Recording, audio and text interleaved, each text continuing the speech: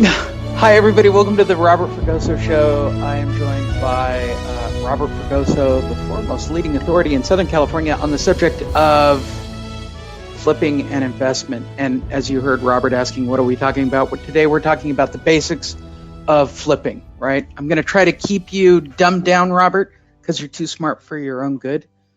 So we can get it to the layman, to the mom and pop, to the simple people of the world. First of all, how are you doing this week? I'm doing well. It's a pretty busy week for me, actually. I know the feeling, right? Lots going on, lots going on with our businesses, lots of exciting things. Let's just get right into it, Robert. Uh, First and foremost, if you were at a Phoebe or a RIA event and an average pocket investor approached you and said, "What's the best venue to try to find a deal?" What would your advice be? I would ask a couple of questions first. And the first is what their budget is to try to get acquire a deal. And if they're working with almost no funds, then I would recommend networking and probably reaching out to those that are getting the type of properties or listings that we're looking for.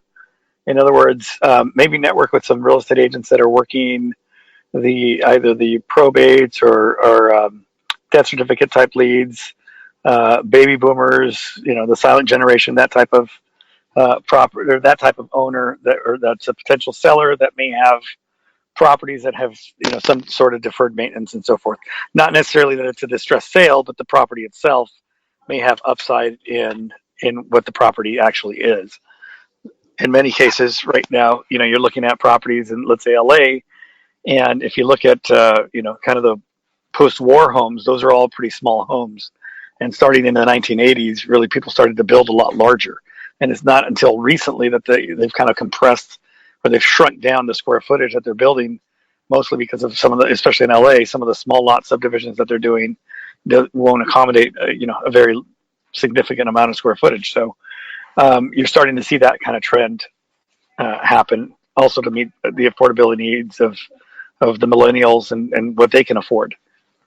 How important is it for the strategy itself, right? Either buy and hold, buy and flip, build it from the ground up, add on, things of that nature. How important is it for, a starting out investor to have an appropriate strategy? Oh, I think that you need a strategy in order to have some sort of metrics that you can put in to see that it's actually working. By what I mean by that is that if you're out just doing a bunch of different things and kind of going at it gung ho and Wild West style, you don't know what's actually working. You're getting some deals here and there, but you don't know that that's a scalable solution or scalable plan, or that you're just getting lucky with meeting this one or two person people. So I think that you need to look at the metrics and look at track where they're coming from. Was this, if you're doing mailers, was it from this particular mailer? I'm a firm believer that if you're doing mailers, that you do a variety of different mailers to try to connect with the potential sellers, and that you send them repeatedly to the same seller over and over again versus the one shot. Okay, now I'm going to do a different list, and then they don't get results, and they wonder why. I mean, I think it's said that you have to hit a potential seller 7 times before they would even really consider you. So I think that's true. I also think that people are looking for different things at different times, and so having the different mailers that present whatever it is that you want to offer in different formats is going to be helpful and certainly raise your percentage of success with that. Yeah, definitely. I'm a firm believer in 5 to 10 to 15 times, even going that far when you're talking the math of marketing. Um, okay, so we've given the ground rules of where to look, what a strategy should be. I guess the next real question for the starting out investor or the early investor is, what is the common rate of return you should be looking at as an investor for your money? Well, so here's the thing, right? A rate of return is basically based on your ability to procure a reasonable yield. And so my rate of return might be different than someone else's in that, I have a lot of opportunity and we could just lend the money out, right? So if we wanted to just lend the money out, we could lend it out at between 7 and 10%, and have very little work products. We have the upfront due diligence, and then the rest of the work product just goes into servicing that loan. Whereas if you're going to do an actual or fix and flip, then I think you have to look at what the money can earn by itself, and then look at the investment as an investment on its own. In other words, let's say you're going to come into a deal, and I'm going to use $100,000 as an investment into a property that might be worth, let's just use 100. Let's just say 200,000 for sake of simplicity here. Okay. If you're into a property for 100, and I know everyone's thinking like, oh yeah, that's a home run deal, we would do that. Okay, no kidding. But let's say your all-in number was going to be $100,000. If you had to, if you're taking that money out of play, out of like either a mutual fund or some sort of interest-bearing type account or investment, there's a loss there, and so you should account for that loss. Now, if it's just sitting in your, savings account or bank account, and or checking account, it's earning 0.0037% or something like that, then you're not doing anything with that money. Really, you're not really investing at all. You're just kind of hoarding it, right?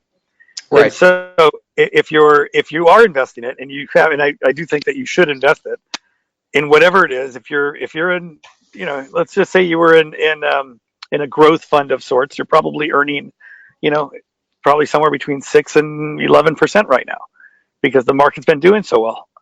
And so if you're in that and you're taking it away from that, just like I could loan on a deed of trust that has relatively no work product, then your cost of funds, even if you're paying cash, is whatever your normal, earn on that money that would be sitting is. And so then you have to look at the balance of it. And so if you're going to get involved with the fix and flip, or even if someone else is handling that, and you now have some sort of work product, be it or additional risk, right?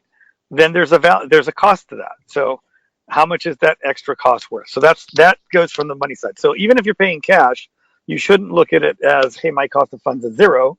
You should look at it, well, my cost of funds, I could easily earn 6, 7, 8, 10%, whatever that number is that you feel comfortable with, and then the balance of it is the investment of the fix and flip. And so now, if you take that scenario and you bought it for 100,000, then the balance of the 100,000 less all of your closing costs would be the essentially the net profit coming out of that investment. So once you understand that side of it, then you account for all the closing costs when you buy it, fix it up, resell it, insurance, the commissions, prorated property taxes, et cetera, et cetera.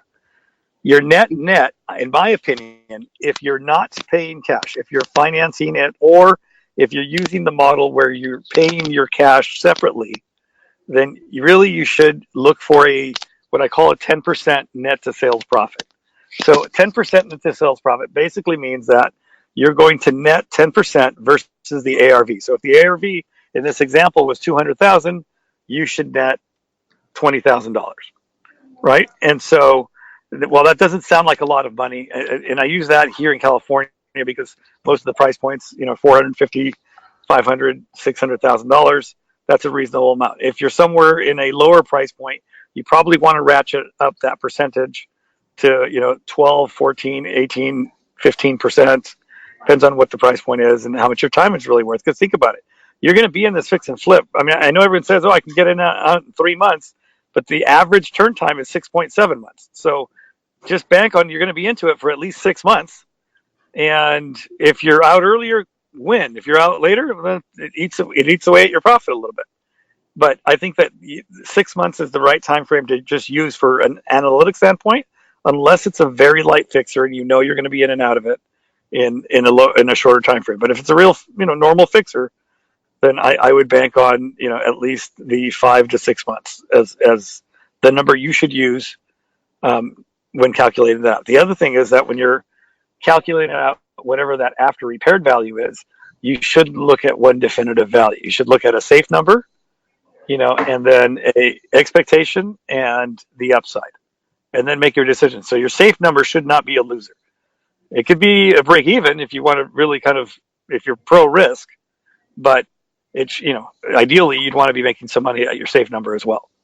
You would think. What is, from your point of view, when you talk to people at these events, what's the common misconception about these first few items? I mean, what are the do when you talk to people, do they have common expectations or misrepresentation of what it is to be an investor or a flipper? Well, so keep this in mind. I think that a lot of times what they think is that um, it's very easy to find a deal, or when they're kind of massaging the numbers of a deal, that they're making properties that aren't actually a deal. And what I mean by that is, you know, it's very easy. Just think about it. You got a 10% margin, right? And if the reality at the end of the day is that the repairs cost more, right? And you sell it for a little bit less, and it takes a little bit longer, you're not going to make money on that deal. And so, when you look at it from that standpoint, you have to be accurate. Most people get in trouble. I've seen a lot of good deals go bad. I've done some good deals and then just let them sit and made them go bad. And just sometimes your system's just, something happens, right? And you don't make the money that you expected. We're not in a market right now where the market can save you. Everyone's a genius when the market's going up. Everybody's Right. like, "Oh man, you're great. You're a great investor," until the market's flat, and that appreciation doesn't save you or make you some money. You have to look at like what the actual deal is, and so looking at the value in three different ways is important. But also just kind of taking the time up front to walk through and say, okay, here's really what we're going to have to do to this house. Not a cursory, yeah, I think we're going to spend, here, I'll give you an example. I had one today, or not today, but I'm sorry, yesterday, that they said, okay, it's 40,000 to work. Great, let's walk it. We walked it. It had two illegal additions that needed to be torn down because that particular city had a city inspection, a pre-sale inspection. So it was going to be two illegal additions. There was a ton of termite damage. The house needed to be painted inside and out. Um, the electrical panel was going to need to be redone because it was illegally moved. And then it needed everything. It needed a new kitchen, two new bathrooms, refinishing the hardwood floors or completely getting rid of them. Needed windows. And by the time you're done, just kind of glancing at it, I looked at it like 65, maybe I was thinking 55, maybe 65,000. So their estimate was 40. They said we can get it all done for 40. Okay, when we started pointing out all these issues, they're like, oh yeah, you're right. So 40 now turns to, let's say, 65. So that's 25 in profit on a deal that they were thinking they were going to make 35 on. So now that reduced down to 10, and then they were thinking it was going to resell for 475, and the real number is probably 455 to 460. So that's another 15. So all of a sudden, that's how you go from a deal from making money to not actually making money. So I think it's very important, and a lot of the misconceptions are mostly from the construction side, where they think that, hey, we can get this done for this. And I see a lot of people, fall into that trap, or they cut what they're actually going to do to the house. And if you cut the value and you're comparing it to other homes that had all of these extra things like a dishwasher, I see a lot of investors that they cut dishwashers out because they don't want to spend the extra money. Right. And I look at that, I'm like, okay, I mean, it's, first of all, it's almost no extra money because the cabinet that fills that space still costs you, $250. Just get a cheap one for $350. But you see things that from a buyer's perspective, they start looking at things and they're like, okay, hey, here's the transaction, and here's how we can make this actually a good flip. And so that's kind of the problem, and the misconception is, hey, yeah, we're going to make money here. Don't make a deal a deal. It's either a deal on its own or it's not. And if you have to pass on it, and I'll tell you, the ones that hurt to pass on are the ones where you're like, oh man, it could be, or it's close. And let me just tell you, the discipline you have to not lose money, especially when you might not have a deal going and you're desperate to get one going, is big. I mean, it's tough because you will massage the numbers into what you think you can get it done for. And when you get your contractors out there, they're not going to work for free, right? They're in the profit business, and you have to look at everybody. Like, listen, when you're fixing and flipping, everybody's your enemy. The lender's your enemy, the escrow's your enemy, the title's your enemy, the contractor for sure is your enemy.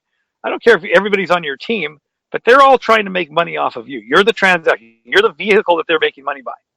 And so, while they're on your team and they might help you out with certain little things here and there, they're not your friend. They are there to make money. The moment you don't try not paying anybody and seeing how many people just work for free. That's Right. who's on your team, and usually you're left by yourself. So that's kind of the big misconception is, hey, yeah, this is easy. It's very difficult to find the deals.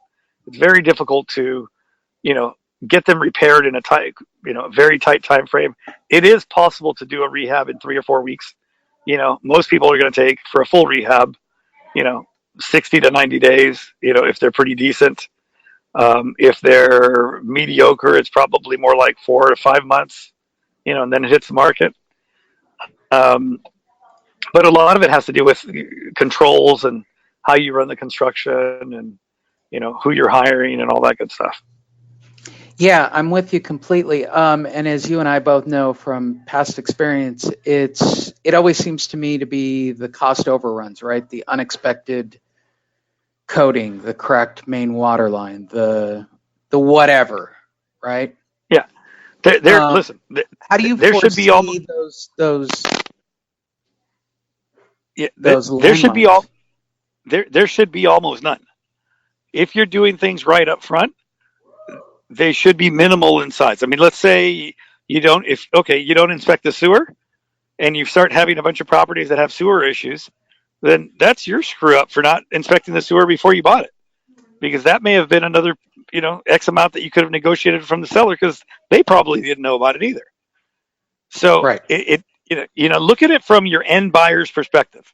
Everything they're going to do, you should do before you buy it. You should get an inspection report. You should get the sewer inspected. You should get the chimney inspected. They're going to do it at the end. So either you can ask for these discounts up front and try to get them, or miss them, pay more, and then possibly make less at the end. You don't have to. Now, listen, I say that, and at the same time, I don't do that to every single property. We don't always get the chimneys inspected. We don't always get the sewers inspected. If there's a reason for it because we see something, then we do it.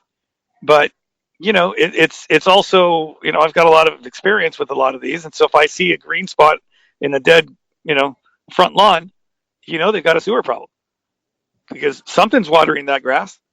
Right. So that there's just things that you look for, and so other times you don't have to pay as much attention to certain things. But I just had one just recently. We gave the guy a credit because he's like, hey, there's tree roots, and he had the sewer, and there was no trees in front. So at some point, someone had a tree somewhere that they tore down, and we didn't know about it.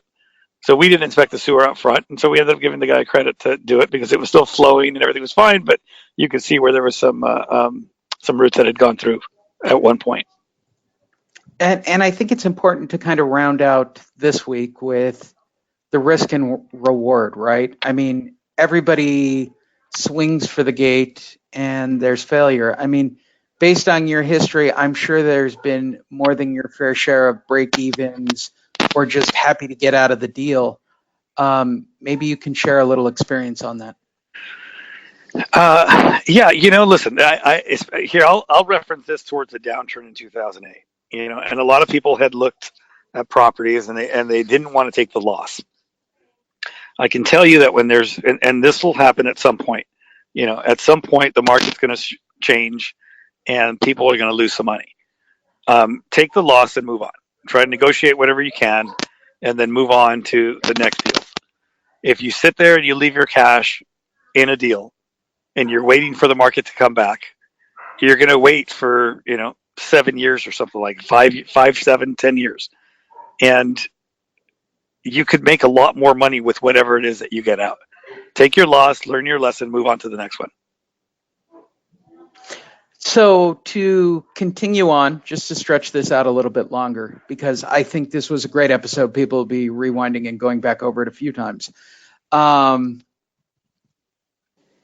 We talk about this a lot between us. I'm wondering about money sources. I always harp on this because the number one thing I see is people wanting to spend their own money, yet every investor I talk to talks about leveraging and using other people's money.